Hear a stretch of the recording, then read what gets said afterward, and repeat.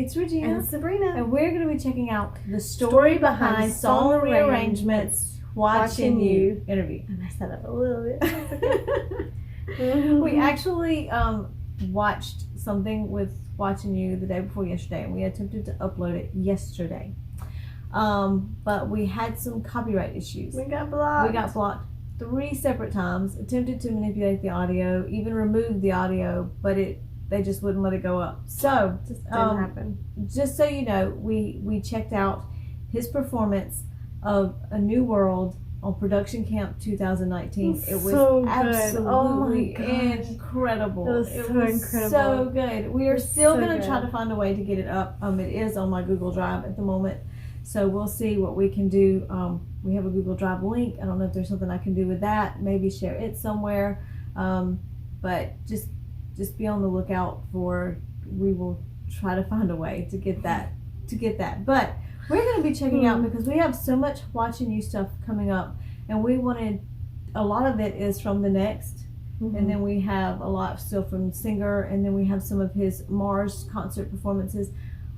But this interview, from what we've been told in the comments, really talks about the way he rearranged his music in the next episodes. So we decided we wanted to check this out. Besides, we want to check out more stuff with Hua Chenyu behind the scenes because it takes us on a personal journey. So we're going to check out the story behind Song Rearrangements Hua Chenyu interview.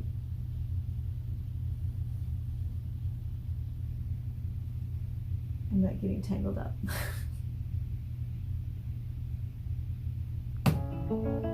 Hello， 新浪娱乐的朋友们，大家好，我是华晨宇。你以前玩溜吗？或者常玩吗？可厉害！我小时候玩这个可厉害了。它是我这个时代，对，是我这个时代。其实我 This must be about the Contra song. Talk about what? Contra? 小霸王 Oh yeah. 有红白机。所以一开始知道自己抽了《Melissa 这首歌的时候，你是比较兴奋呢，还是说因为它又是一段跟之前钱大圣属于一小段旋律，你还是觉得考虑方面？对，我刚拿到这首歌的时候，我是脑子里面过了一遍，我想，有这首歌吗？我想，可能是后期谁写过这首歌吧，我以为它是一首歌。当他放出音乐来的时候，说，其实就是那个旋律，然后我说，哦，完了，这有点像我去年碰到那个齐天大圣是一样，然后我就想，好，可能又要重新创作了，然后我就赶快回去打这个游戏，玩一下，体验一下，再加上自己想玩一下，然后再好好的听一下每一关的音乐，去找一个我觉得能拿来改成我想要的东西，然后就挑了一些音乐素材。完全不一样！天哪，能说出这种话来 It's similar to what? Equal to 跟 heaven. 这样的人解释，等于我要给他上一课，其实挺难的。我给他要给他学好多，要教他好多东西。是觉得可能就是形式上，就是会笼统的理解的都是这样。那可能这样的人脑袋里面，也许只有说唱跟唱歌，快歌跟慢歌，情歌跟摇滚，情歌跟什么跟嘻哈。可能只是对音乐类型有了解，并不是真正能听懂音乐上的。没关系，我用钢琴都能弹摇滚。We haven't listened to Contra yet, so. 我要是不解释，我说我这是摇滚，可能这个人以为我在唱一首情歌。对不对？是一个道理嘛。那我要再给他解释一下多累呀，完全不一样。两个只是都用了摇滚元素。那如果看到就你在创作这首歌的时候，你自己有写一些关键词，比如什么勇士啊，或者是什么？因为你有想过自己真的尝试，比如完整去创作一个东西吗？因为像比如平时你在回答问题或什么的，因为像粉丝会觉得其实你的表达能力，包括你的语言组织能力都是很强的。很 good 说话 OK， 但我写不了词儿。我只能讲白话，而且我的词汇量很少。对，就是每当到我要讲词语的时候，我会要想很久，那个词是该完整应该怎么讲。对，就是我只能讲白话。但是你对一首歌，你的概念是自己是有的，而且比较歌曲是有的。对。而且虽然说你很随性，比如说给那个创作者抛出去关键词，但可能你对它他的要求也是很严格的对，其实我等于定了他的主题，因为我会定一个歌的主题，这个词你要往什么样的方向写，不能偏题，偏题可能就要重写。对。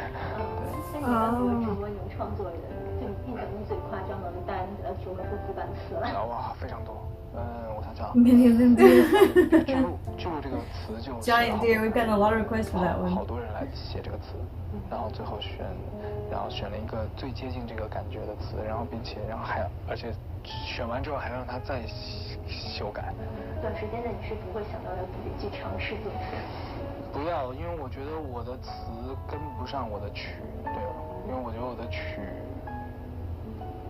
很多词是达不到的啊。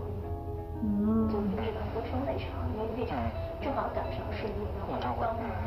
Well, I like the title of that song, Song Before 但 Midnight. 我知道张国荣对你的意义就其实是蛮大的。所以刚拿这首歌的时候，会不会有点见微知著，就可能就是真的身体原因或者整个精神状态跟不上？会有，我其实那一天，有一点点担心，就是那天我知道我自己非常疲惫，嗓子状态也不是很好，然后，一看到张国荣3个字的时候，我就一下完了，竟然要唱，偏偏在这种时候抽中了他的歌，对，然后我就那天晚上会有焦虑感，对，然后。They told us about this 这首歌其实不 singer. 用改，因为通常我碰到张国荣的歌，我不太想愿意去大改。你是特意的是吗？就是因为可能我会因为我也觉得这首歌没有太大感动嘛，然后我还会有一点担心说会不会因为真的身体状况有一点出不去。Minuscule adjustments. 我并没有考虑自己身体的问题，主要是我觉得从音乐性上，从音乐角度上来讲，我觉得这首歌不应该去碰，因为它已经非常好了。但其实过去这么多年，你自己因为其实也是一直一个比较平衡的一个歌手台，你身体有出过这种状况吗？第一次，因为其实主要是因为我演唱会的就是我演唱会连开2天，我演唱会的第1天是出了一些问题，对，那一整场耳返都出了问题，其实是话筒的问题，因为那个话筒的收声太强了，就是它太敏感了，就像这样的话筒可能放在小的一个这种影视棚里面用是非常好的，因为它其实是世界最顶级的话筒吧。然后，但是我那个场子是4面台，整个音箱外面，就是其实我耳机里面听到的和观众听到的东西是不一样的。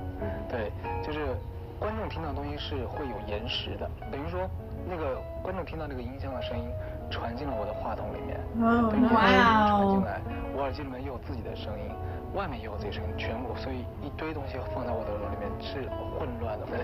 哇哦！就你刚才是3G有耳机，当时就有一次傻了，就好像就是傻了。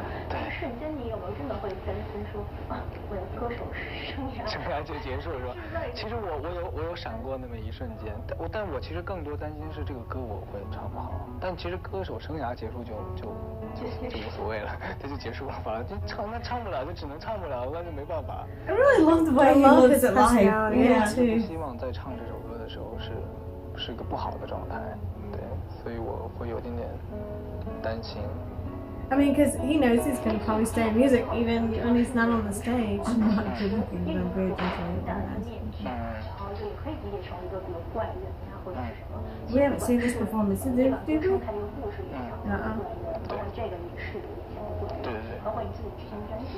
Quasimodo's Gift. I'm ready to check that one out. 因为他是小人物啊，我很喜欢小人物。但他是有个很大缺陷的小人物。因为小人物他有很多别人做不到的力量，他有很小人物 Thank you. Thank you. 这个力量，并且是很多。 A lot of times it's those supporting characters that make the story, not the main one. 你当时接触到这个唱有歌之后，了解他的故事之后，就是跟他有一些，比如说灵魂上的一些关联，还是说在之前就已经对这个？我还是因为可能是因为第1张专辑，因为我第1张专辑里面很多的歌，我就想表达一个小的东西，对，我之前有说卡西莫多、微光、烟火里的尘埃，它其实都在表达一个很小的东西，因为我很想，因为它跟我的性格是接近的，所以我喜欢就是在找共鸣嘛，其实就在找共鸣。那我很希望自己是一个这样的比较微小的东西，但是它会有不一样的力量。就好比那个时候刚出道的时候，可能很多人觉得，哎，花很像一个小孩，但是在台上是很不一样的，会有能量。那其实我觉得他跟我当时的心境是一样的，对。就会也许刚开始出道的时候，可能很多人会把你会当一个比如怪怪的人，对。比如肯定没有大家也会把它当成一个怪人，所以会有一些心理。对，我很有共鸣，我对这个人物太有共鸣了，就是。We really have to check out Quasimodo's gift. I think so. One of the next ones we check out. 因为你刚开始说戴面具有一点也是为了让台下的观众从视觉、听觉上比较投入完整的感受嘛。但其实当你自己真正戴上面具的那个瞬间，会场真的是更有感觉。对，我当时就是说，我说这个面具如果我摘下来了，我要是全程不戴这个面具，我根本就唱不好这首歌，因为我会没有这个代入感。我会不知道我该用，就是我不知道我在台上面应该用什么样的一个表情来唱这首歌，然后所以我会没有感觉。当我戴上这个面具的时候，我就知道我该怎么唱，然后能够让观众能够感受到我要表达的东西，所以这个面具其实等于这首歌。The mask 很重要。对，我看你，但是我看你就比如歌曲唱到中间的时候，你自己有把面具摘了，对，这个设计是有一个什么样的？因为我想的是，这个面具我摘掉之后，当我走回来，因为到最后面了，其实你很多东西你需要去试，就是它前面是在讲述的是一个，有点卑微的一个感觉，因为或者是不自信的一个感觉，因为你在一个角落里面。你只能自己去喝着酒，然后呢看着这个世界，是很卑微的。那其实最后你摘下面具的时候，你走到前面，其实是在去释放，让大家知道，我就是开始讲这个主题，我就是我丑，但是我真的是很温柔，我并不是一个不好。像大火那首歌，其实最开始知道你要用这种方式去演绎的时候，其实我是有点怕尴尬。Dad, I'm home, bro. Still love that one. 完成的都还蛮好。因为我是看了这个歌的歌词，看完之后，我才突然来了这么一个灵感，决定改成这种方式，是因为我觉得他的歌词很直白，他没有太多很华丽的词语，然后他就是在很简简单单的讲了一个故事，但是往往说唱容易让人忽略掉你的歌词，因为太快了。太快之后，可能观众，除非你是拿着歌词在看着他说唱，你可能会能看到。但是如果你只是光听的话，你可能很难能够秒懂他在讲什么。然后我就觉得，这么好的一个词，它明明是在反映一个社会现象。那我觉得，我应该想让短时间之内能够让观众能够非常快速的。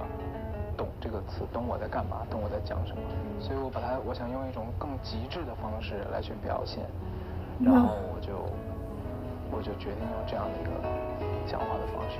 之所以觉得它很难，是因为我又要唱，我又要弹琴，我又要表演，然后而且我要在很短的时间之内，在一个我没有人跟我对戏的一个情况下，只是我自己说。让观众能够很快的进入到这个情境里面，其实是挺难的。而且那个我讲的那些话，要卡在一个音乐的节奏里，还不能太随意的去讲它，就不能太随性的去想怎么讲，语速还得控制每一个拍子里面。对，但是又不能那么。因为它控制的太死了，你会变成一个有节奏的东西，又不能太。I just like when you break something down, like seriously. 一直在，我就直接把那个钢琴放进了我的那个房间里面。那一天我改完之后，我就一直在房间里面不断的去弹，不断的去自己练习这个表演。对。但演完之后，像那个凯尔姐，她也说过你是最会演戏的歌手。其实你自己有没有想过，好像之后你家也很期待，尝试一个剧之类的，有想过？然后。对音乐剧啊，什么演戏啊，其实都有想过。然后觉得很多东西，它就是要还是要学习一下之后，想演一个自己觉得很喜欢的角色吧。对。要不要就是说一个，就是欲求还休的说一个，比如关于四真的惊喜，就做完那一版。我现在有一首歌我自己蛮喜欢的，是我把它做成了一个上下级的一样的感觉。准确说是我把它分成了2首歌，但这2首歌其实是在讲一个对。哦，OK。尝试蛮一样的。但是在音乐上它也有很不一样的变化，但是你听完之后你会发现，其实这2首歌，你听了觉得它就是2首歌，但是你仔细听完之后会发现这2首歌其实是一首歌，不用通过词，只通过旋律、音乐，通过音乐能感受到它是一首歌，就是会有很神奇的地方。那你刚刚也说，是比如在音乐系演戏可能需要再磨一磨啊。但是觉得这样大家也都很期待，就是说自从看了你的一些表演之后，比如像你新专辑或者在 MV 上可能会更下一些功夫，可能。We haven't seen a whole lot of MVs with Hua Chenyu, yeah. 去做它。MV。对。But I don't think he does that anymore, does he? 就大家还蛮期待你在 MV 里能出演一些比较有趣的角色。就像你第一张专辑不也当时拍了一个类似于像 I love his face when he's 我 thinking. 从来没想过。I never thought about the MV. 就其他团队该怎么给你搞怎么给你搞，你自己现在音乐怎么搞？对，我只想音乐，我脑袋里面的画面也都是音乐的画面，但我有时候并没有太希望，我并没有太想把画面给具象化，就失去了一些想象的空间。对，所以大家知道我的人应该知道我很少拍 MV， 好像。I really film music videos. Oh, that was the end. Wait. That felt too short. I like the way he moves and the way he. Well, gosh, his performances are enough. You almost don't need the like, music video. In interviews, like I love the way that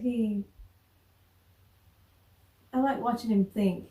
He's adorably awkward in a awesome way. Wait, like I like That's the how way. I like to say it. No, one of the things I noticed, and I don't know if it's just because I do this too when I talk. Avoid eye contact. Yeah, I even avoid I eye noticed it contact the with whole the camera. time. Yeah. Like I don't. I do too. I'm the same way. I can't make eye contact when I Yeah. talk to people unless it's like family. Other than that, like if I'm talking to someone, if I'm talking to you face to face, I'm gonna move my head like that a lot. You know, that's a So I trait. really of some- relate to that's that. a familiar trait with a lot of people that are introverted. Yeah. So Well, I move my head a lot when I talk. It's a thing. Like I move it a lot, or I use my hands a lot, and people. I tend to hide my face a lot when I'm talking. I I love don't that he realize really I'm doing stays. it. It's I love that he really stays true to his music. He doesn't let anyone say, you know, hey, that's weird. Or it's Okay, odd. great. That's weird. Then let's go Let's for try it. Let's try it this way. I'm doing it this way. Yeah, I like the way he does that too. I love the way that he says, maybe they don't understand it, but I understand it. I get it. It's his way to express himself creatively, and we all get And from a magic writer, from that. and from a writer standpoint, how true is the fact that sometimes it's the smaller characters that make the story? I have a lot more fun writing secondary characters than I do main characters. Really, I'm gonna be I'll honest, be honest. because sometimes if your secondary characters or your smaller characters aren't good enough, the story ain't gonna hold up. Well, with secondary characters too, they're a thread. The secondary characters, when you're writing a book or anything like that, and it's like threading a needle, because your main characters are your focus, but those secondary characters are weaving themselves around that main character, and without those secondary characters to push that story forward, you have nothing. You just have two main characters. That's why I say, even when you're writing a book or even when you're watching a drama, most people don't realize just how important that supporting cast, that supporting character They list build the really foundation is. for the main characters. Yep. They build the foundation, like the parents and the friends and all that. They build a get to know you sort of foundation for each of these main characters, because if you just have the main characters and you have nothing that defines them or nothing that shapes them, they're not going to be well rounded. There's not really going to be anything you're going to connect to.